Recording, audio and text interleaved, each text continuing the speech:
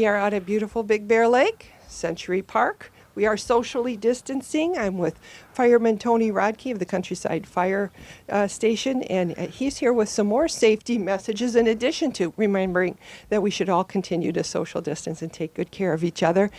He's got some information for us on water safety, which is why we've come over to the lake here. Yeah, You've got that's a great right, Lynn. opportunity. So yes, great opportunity. Here on August 15th, we're offering a boater safety class sponsored by the Illinois Department of Natural Resources. We'll be hosting it at our Station 1 from 7 a.m. to 4 p.m. Saturday, August 15th. I hope you can make it. It does provide everybody with that certificate that they need. Anybody born after 1998 needs one of these certificates to operate a boat. And really, if you operate a boat, take the class. For the kids, they're going to need it. Great opportunity. We typically hold one of these classes every year, but we've had to postpone it. We're getting it in August 15th. I hope you can make it. Call the fire station and I'll get you registered. Limited to 20 people, so don't wait. yeah. And when you say, and that's free too. So And that is free. Thanks for mentioning that. And when you talk about that, it isn't just, watercraft with engines. Really, you should have it just for anybody for water safety. Absolutely. Just like out here on Big Bear Lake, you can see the sign right there, life jacket required, We refer to these as PFDs, personal flotation devices. You're going to go canoeing, you're going to go kayaking, you're going to get in a raft and paddle around the lake here.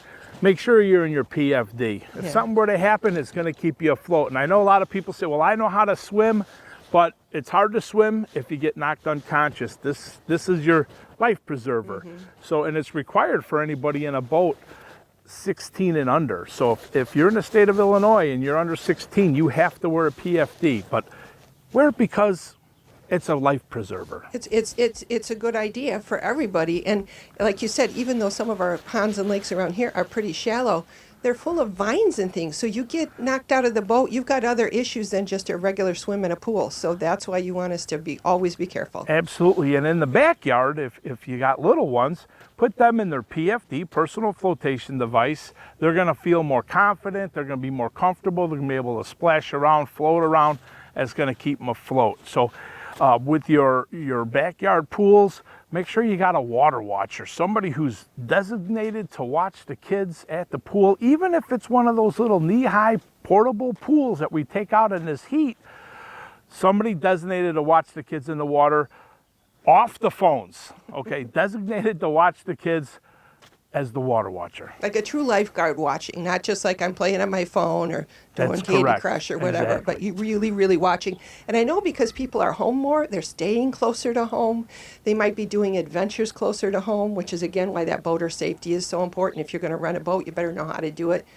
You've also got people, backyards, camping, doing things like that, and it becomes that fire safety becomes an issue for all your firemen too. Yeah, when you mention camping, everybody wants to get their little campfire and roast their marshmallows or make their s'mores, and that's fine. Make sure that that's at least 25 feet away from your structure, from your home or your shed, and you have some water that you can extinguish the fire completely. If the wind gets over 15 miles an hour, please do not burn that little campfire. If you're grilling, make sure that grill is on a non-combustible material. Non-combustible would be your asphalt, your grass, your dirt, your gravel, your brick pavers, your concrete, not on wooden decks. And your grilling should also take place at least 10 feet away from the structure, anything that could catch fire. Well, and you talk about too, we always be careful too, what you decide to burn in your fire pit, because you want to have something that's solid that isn't going to blow away and put embers on your roof or your neighbor's roof. That's correct. No leaves, no twigs. It's campfire wood that's permitted to burn in these manufactured or these patio fire pits. Well, there's a lot of information on the Countryside website, and I know you're looking forward to, if we get back where you can be teaching the kids and working with the kids, but there's a lot of lessons and a lot of reminders and a lot of links on your website. I know if we follow you on Facebook, you're always giving good reminders from Countryside Fire. And one of the big reminders we always like to leave everybody with is, when is it okay for me to call for help? If you're asking, gosh, should I call? There's some type of emergency. When in doubt, call it out, 911. And that's what you want because you want to hear the problem and you want to get there to help. Absolutely. That's how Countryside Fire is. We're so lucky to have you. So thank you all at Countryside Fire. And remember, everybody, there's that opportunity for the boater certification safety class. Make sure if you're going on the water or at home, remind yourself of all these tips. And Tony's got a ton more. So check him out. Thank you very much. Thank you to Countryside Fire. And everybody, be safe. You're welcome.